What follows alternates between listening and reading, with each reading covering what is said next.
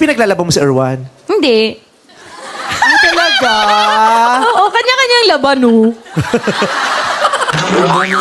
Ang cute nun. I-dead mo lang sa kanya. Hindi siya nag-demand na, oy, dapat labahan mo ako, wife kita. Hindi siya ganun. Hindi ka rin nag-offer?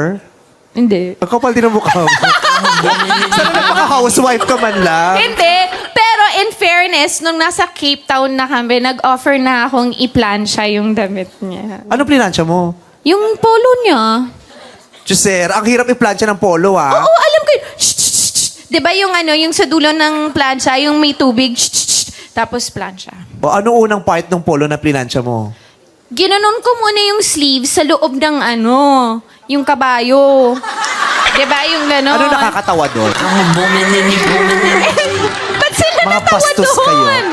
Diba yun naman ang tawag doon? Nung nagkukwento ka, lahat sila nakatingin sa'yo. Nung sinabi mo kabayo, lahat lumipat sa akin, isang tawanan. Mga bastos. Pinagluluto mo siya kasi si Erwan, di ba magaling magluto? Eh pag nasa bahay na kayo, siya talaga nagluluto. Ako, lagi. Oh. Ay, sis! Kilala ko pagkatao mo. Ewan ko kung ba't tinanong ko pa to, alam ko naman ang sagot eh. Ako kaya lagi nagluluto. I can cook anything. Nagpapakain ka lang, pero hindi ka nagluluto. Sagot mo, ako na magpapakain ngayon na. Papadeliver ako, ganon. Yan. Anong pinakamasarap na pinakain sa'yo ni Erwan?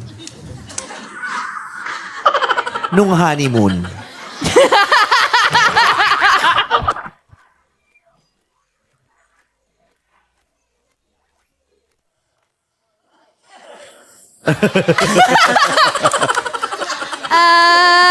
Siguro yung kiss niya.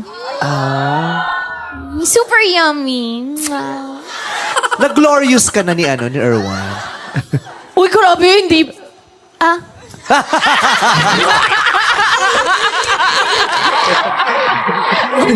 Hindi pa dapat, pero na-realize niya, teka, mag-asawa kami, Yun na nga, na-realize na mag-asawa naman kami. Tsaka di na naman ako 16, Talaga.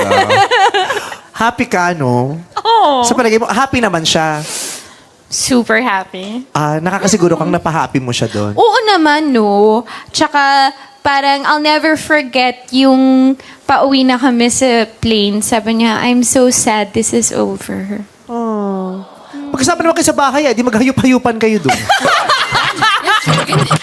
Siyempre, alam mo naman, pag nandito na tayo sa Manila, ang busy ng life natin, Oo. diba? Yung buhay natin bilang artista, busy talaga. Correct. Siya din naman, ang dami niya ring ganap.